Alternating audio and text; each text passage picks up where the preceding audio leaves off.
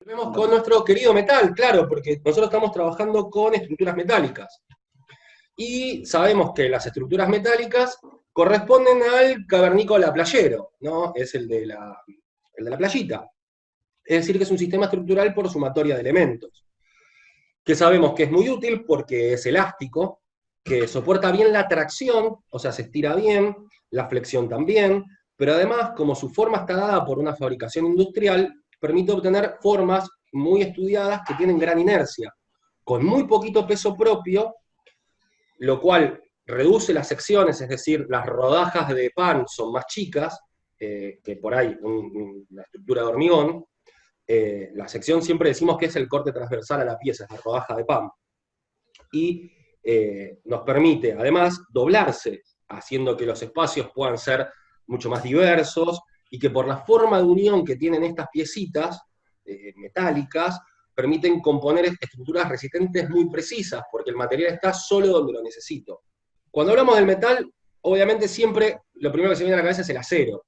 Pero el acero no es el único metal que existe. Tenemos, qué sé yo, el hierro, el aluminio, el cobre, el zinc, el titanio de Gehry. Cuando van a comprar cosas metálicas, hay varias formas, estas son las más comunes, son los perfiles, los normalizados, que tienen su nombre por la forma que tienen. El UPN es un perfil normalizado U, el IPN de alas iguales, porque son iguales las alas, el perfil T y el ángulo. O sea, no fueron muy creativos con los nombres. Los perfiles, te los cuento rápido, son perfiles laminados, están hechos en caliente porque es una gran barra de acero que está al rojo vivo, al que se le aplican unos rodillos, y esos rodillos le van sacando lo que sobra para conformar la forma. Y es por eso que tienen la diagonal y después la curvita. Y eso quiere decir que acá se le aplicó un rodillo que venía de esta forma y le sacó lo que sobraba, ¿sí? Lo metieron en una máquina industrial que le metieron dos rodillos acá y le sacaron lo que sobraba. Y eso se hizo en caliente. Mientras que los perfiles conformados en frío, que son los del steel frame, el Durlock, las correas de los techos metálicas, son conformados en frío porque esto era una lámina plana a la cual se le puso un rodillito acá y una maquinita que le empujó. Cuando le empujó, se curvó. Y por eso tiene este radio de curvatura. Por eso están conformados en frío, porque nunca se calentó el perfil. También hay tubos estructurales, que con o sin costura, la costura es si están soldados, redondos, cuadrados, rectangulares, de todas las formas posibles. Podemos combinarlos, los perfiles, podemos hacer combinaciones, como hacía Mies. Los cables de acero, que es para estructuras tensadas, vienen bárbaros, que solamente soportan la tracción, digamos, solo pueden ser estirados. Y obviamente las chapas, acá hay un par de chapitas que por la forma del plegado empiezan a ganar inercia, empiezan a ganar resistencia y les permiten en ciertos espesores convertirlas en estructurales. ¿Cómo se dibuja una estructura metálica? Los planos. Imagínense que yo tengo este edificio y voy a hacer una planta de arquitectura. La planta de arquitectura es un corte, pero es un corte especial. Es un corte en el cual yo corto más o menos a 1 metro 20 para que se vean las aberturas, me paro arriba y miro para abajo, ¿sí? Entonces, ¿qué es lo primero que veo?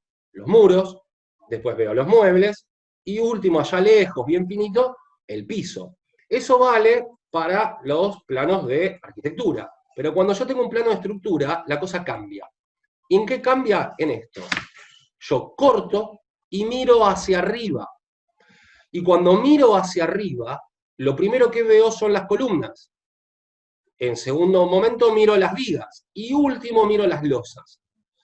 Y eso trae una consecuencia. Y es que en la arquitectura de un edificio que tenga varios niveles, este se va a llamar planta baja, este se va a llamar primer piso, segundo piso, tercer piso. ¿Por qué? Porque yo me paro y miro para abajo. Pero cuando ustedes dibujan un plano de estructuras, y esto es muy importante porque es la forma en que el otro tipo que va a leer este plano y el ingeniero que va a hacer este plano va a tener como convención, es que el tipo se paró acá y miró para arriba. Entonces, cuando se paró en la planta baja, el plano de estructura donde se ven las columnas, las vigas y la losa se va a llamar sobre planta baja. Cuando me pare acá arriba y mire hacia arriba, lo que voy a ver es el plano sobre primer piso. Y así sucesivamente, sobre segundo y sobre tercero si existiera. Si estuviera parado acá abajo, miraría el plano sobre subsuelo. Esa es la forma en que se nomenclan los planos. Lamentablemente, no soy muy asiduo a trabajar en metal, así que no tenía plantas de estructura metálica, y les traje una plantita de estructura hecha por este ingeniero Gitelman, que es un estudio muy bueno, muy prestigioso, para que vean cómo se dibuja una planta de estructuras. Lo primero que veo es la columna, que está rayadita, y además, si ven, tiene dos aristas pintadas de un negro más fuerte. Ese es el filo que en obra quiero que respeten. O sea, ese es lo que me importa. O sea, no, acotalo ahí y no te muevas. Ese me interesa. Primero la columna, después veo las vigas, y por último veo las losas, que en realidad se marcan con esta nomenclatura, que lo que determinan es el sentido en el que se arman. En este sentido, la losa está armada en doble sentido, y en la escalera en un solo sentido porque tiene una viga acá y otra viga acá. Pero lo importante es cómo se van viendo las cosas, en qué grado de pluma tienen que usar. Después se marcan si las losas están más abajo, como por ejemplo esta, que está rayadita, para decir, che, esta está más abajo. Acordate cuando encofres que estaba más abajo. Y sobre todo, y muy importante, el nivel al cual está la losa. Y fíjense que cuando ustedes hacen un corte de arquitectura o una planta, le ponen a la planta NPT. Esto significa nivel de piso terminado. En la estructura no acotamos el nivel de piso terminado porque todavía no existe. Lo que sí existe es el nivel superior de losa. Salvo que, como en este edificio, que la losa en una parte iba a ir vista y era importante que respetara ese nivel, que se le pidió al tipo que dibujó el plano que me lo marque para abajo y me puso nivel inferior de losa. Si por alguna razón hubiese algún elemento que es importante marcar, por ejemplo, esta viga que viene por acá, se marcó como nivel inferior de viga, o podría haber marcado el nivel superior.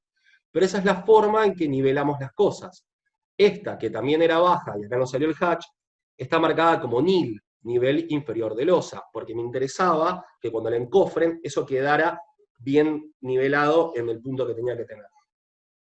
Se marcan los vacíos con la línea de traza, donde no hay piso, eso es muy importante, y se nombran las vigas y las columnas. En este caso ya están dimensionadas porque es muy avanzado, pero esto es otra cosa importante. Los elementos estructurales se nomenclan, se numeran de izquierda a derecha y de arriba hacia abajo. Aún en esta planta totalmente amorfa. Fíjense, columna 1, 2, 3, 4, la que le sigue es la 5, después acá no hay, y le sigue la 6, la 7 y la 8. Lo mismo sucede con las vigas, 301, 2, 3, 304. Lo que importa acá es que esta es la 1, la 2, la 3 y la 4, y Gitelman, como es un buen estudio, y este era el plano sobre segundo piso, es decir, el tercer nivel que yo tenía de plano, le puse un 3. Entonces la 300, yo ya sé que es la del sobre segundo piso, que es el tercer plano.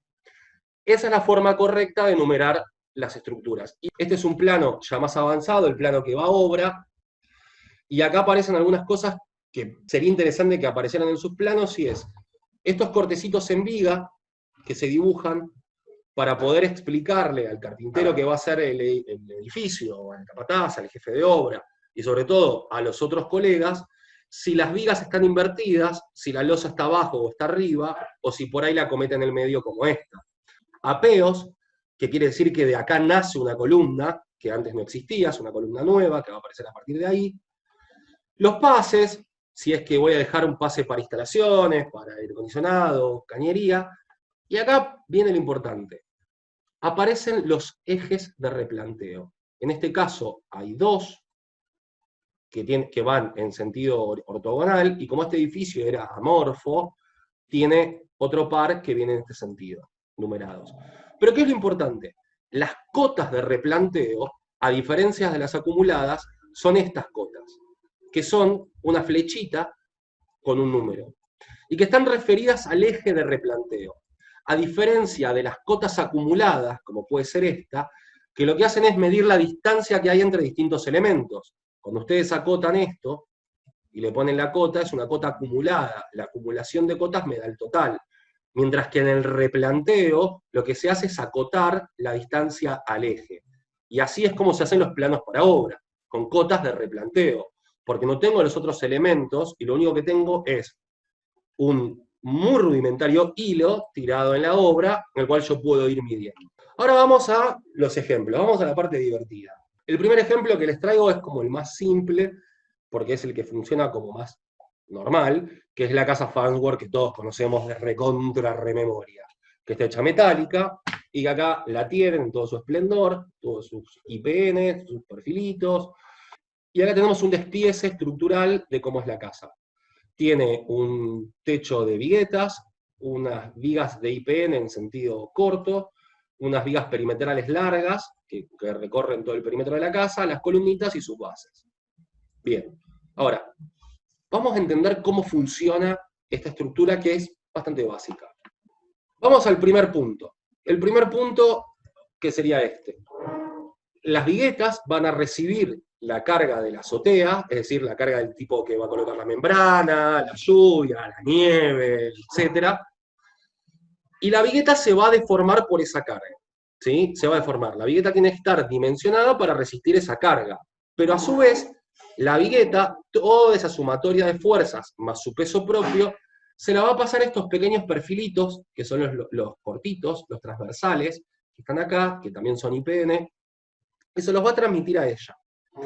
Vamos al segundo corte, a este, y ahí vemos ese IPN que era transversal, cortito, que se va a flexionar, es decir, se va a doblar, va a tener que estar dimensionado para soportar todas esas cargas que viene acumulando de la vigueta, y le va a transmitir la carga a unos IPN que eran los longitudinales, es decir, los largos que estaban acá en los bordes, que casualmente por la magia de Mies son iguales a los cortitos, y que como la carga es igual para todos lados, es decir, la carga es igual en cualquier punto que yo corte, es decir, la carga es distribuida, lo que va a hacer es repartirle la mitad a cada una, ¿sí? El 50% a cada perfilito.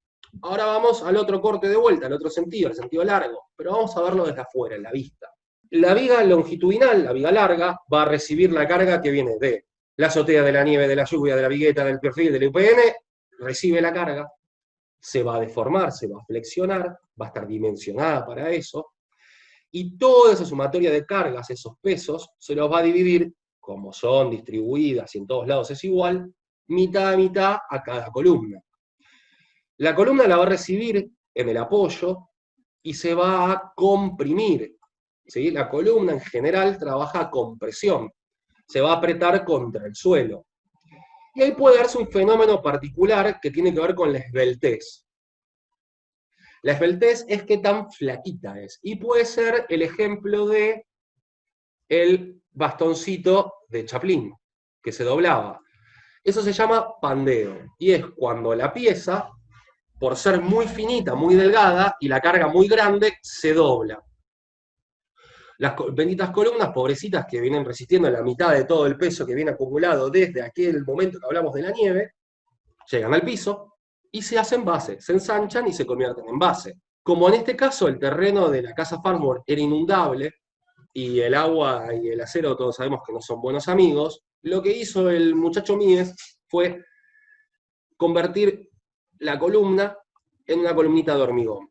La columnita se puso a través de una planchuela y se concretó con hormigón. De esa manera no se oxida el perfil y se ensancha la columna. Cuando la base se ensancha y se hace columnita, decimos que esto es el tronco de la base. Eso se llama tronco. Ahora bien, ¿qué pasa cuando alguien viene y dice, yo voy a hackear todo esto? ¿Saben qué? Yo no quiero eso. Y viene un tipo, acá, bueno, acá está el esquema de cómo se van doblando, lo dejo para que lo vean después. Y les traigo al amigo Undurraga en Chile con la Capilla del Retiro. Miren lo que hace el amigo Undurraga. Hace esta iglesia que tiene estas grandes tabiques de piedra, que en realidad son de hormigón, con este techo pesado, y flotan sobre el vidrio. No les miento, las 4 paredes descansan en vidrio. Y vos decís, che, pará, loco, si me dijiste que el cristal era frágil y no soportaba carga, ¿qué onda? Digo, mirá el corte. Y sí, se ven las paredes, se ve el techo, se ve el vidrio, un patio inglés, y se sostiene en la nada. Che, loco, pará, ¿cómo hizo? Y miren lo que hizo el tipo. El tipo jugó con la regla. La iglesia por afuera es así. El tipo hizo unas reglas, hizo 4 reglas apoyadas en unos apoyos muy simples, que son estos cuadraditos de hormigón, que están apoyados en la tierra, a la salida de los patios ingleses. Simplemente apoyando, construyó esto. Pura inercia. Agarró la regla y la puso de la manera correcta. Yo calculé acá más o menos que este tabique tenía 4,5 metros por 30 centímetros. La forma de calcular la inercia es esta fórmula que damos por dado que es así, y yo probé qué pasaba cuando le cargaba los valores a esa formulita. Y dije, bueno, si el tabique tiene 30 centímetros de ancho y 4,5 de alto, la cargué la fórmula y me dio 2,27 manzanas, digamos ahora, ¿no? Se va a doblar, está apoyada en sus apoyitos, en esos cuadritos de hormigón, se va a flexionar, pero la inercia que tiene esa pieza es de 2,27. Pero si yo la pongo al revés, la hago plana y la pongo en el otro sentido, entonces la base va a ser 4,5 y la altura va a ser 0,3. Y fíjense la inercia que da eso, 0,1. Undurraga lo que hizo fue jugar con la inercia, usó la regla, puso la regla correcta, y usando la inercia se permitió que todo eso colgara en el aire. Es un buen ejemplo de cómo la estructura puede formar parte del proyecto y puede definir un espacio que de otra manera sería imposible. Y este es un hack simple pero muy ingenioso. Ahora los voy a llevar a un hack mucho más violento, que es el Centro Pompidou. Este es el Centro Pompidou en París, que lo hizo Piano y Rogers, ganaron el concurso allá por los 70, creo, si no me falla la memoria. Y es una sucesión de pórticos, 14 más o menos, o 15, uno al lado del otro. Acá hay un detalle de ese pórtico. Lo que hicieron estos muchachos es que querían que entre las vigas, entre los apoyos, entre las columnas, hubiese casi 45 metros, si no recuerdo mal, de luz, para que el espacio sea totalmente flexible. Entonces, como no había forma de solucionarlo, y cuando los edificios de esta magnitud no hay forma de solucionarlos, hay un solo tipo que puede llamar, que es Oviarup, que era un ingeniero, que es el tipo que está atrás de todas las obras de arquitectura más importantes. Y Arup dijo, esperen muchachos, no lo pueden sostener, yo se lo sostengo. Hay que usar el sistema Herbert. Y esto lo miran con cara de, ¿el qué? Confía en mí. Esto es así. El tipo hizo esta viga, que es una viga celosía, la viga reticulada, que por la forma que tiene se llama Warren, la puso apoyadita a unas columnas, que son estas, y les agregó esta ménsula, que se llama ménsula Herbert.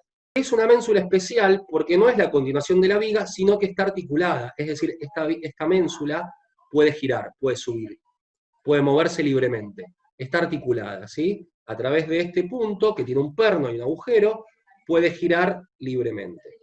Y le dijeron, bueno, a ver, dale, Arup, ¿qué vas a hacer? Contanos. Y Arup dijo, bueno, miren, muchachos, la onda es así. Ustedes tienen la viga Warren, que se va a doblar cuando tenga la carga distribuida de toda la gente que vaya a ver las coquetas obras de arte. Van a descargar la columna, perfecto, ningún problema, la columna con presión está perfecto, hasta ahí todos lo sabemos. Y la ménsula que yo les voy a agregar se va a doblar. ¿Qué se dobla? Cuando avancen en la carrera y vean cómo calcular estos momentos flectores, es decir, en la deformación que tiene la pieza flexión, si está por debajo de la línea, es decir, si se dobla, el momento flector es positivo. Pero en los apoyos, y sobre todo si hay una ménsula, el momento flector es negativo, porque fíjense que se levanta para arriba. Si ustedes agarraran la regla e hicieran este ejercicio, si se paran arriba, van a ver que la curva lo va a levantar. Bueno, sí, está bien, Arup, todo bien con el momento. ¿Y qué vas a hacer? Y uno le dijo, bueno, miren, como la ménsula es móvil, yo lo que voy a hacer con la ménsula es agarrar un hilito de la ménsula, tirarlo hasta abajo y atornillarlo al sopi. ¿Al qué? Al piso. ¿En serio? Sí. Y colgó el hilo de la ménsula, lo colgó de acá, lo bajó, y con un malacate lo apretó, lo apretó, lo apretó, lo apretó, lo apretó, hasta que quedó tensado. Lo que logró fue hacer que esta curva quede plana. Y de esa manera, al empujar esto para abajo, obviamente esto se levantó. Y la flexión fue menor. Y de esa manera lograron que esta estructura se sostenga. Este palito que ven acá, este cablecito que hablamos, en realidad no es un cable, sino que es un tubo de acero bastante finito por sí, es bastante finito, que está trabajando, a diferencia de la columna que se comprime, que se aprieta, está trabajando a tracción. Este cable se estira.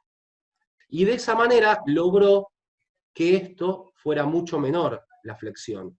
Al ser menor la flexión, menores son las dimensiones, menores son las piezas y pudieron construirlo. Y después le dijo, bueno muchachos, ahora es fácil, cópienlo, ese esquema para cada uno de los niveles que necesitan, haciendo que este especie de arco de fútbol en cada nivel ya no se va a mover en ningún sentido. Es decir, que si viene un tipo, un gigante, y empuja esto, ya no se va a mover, quédense tranquilos. Y los tipos le dijeron, fantástico, Aru, ¿y qué pasa si viene un gigante y empuja el edificio en el otro sentido? En la sucesión de pórticos. Y el hombre le dijo, bueno, a ver, no hagan una cosa, pongan una cruz de San Andrés entre cada uno de los pórticos y entre cada uno de los niveles, que son estas crucecitas.